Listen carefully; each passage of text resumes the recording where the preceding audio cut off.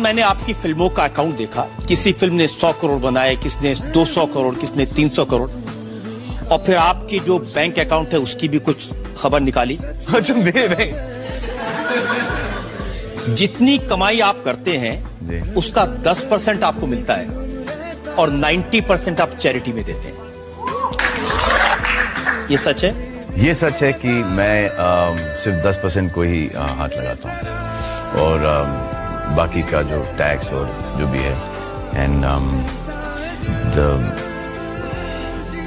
अब आप फिर से झूठ बोल रहे हैं। ये दूसरा ये मुझे बताइए, ये कोई स्ट्रेटेजी आपकी कि जानबूझ के अपनी अच्छाई नहीं बतानी, और मेरा इल्जाम आप पर यही है कि दुनिया के सामने एक बैड बॉय की इमेज बनाए? नहीं सर, ये बात सच है कि मैं 10% ही इस्तेमाल करता हूँ और बाकी का पैसा है वो भी जाता है चैरिटी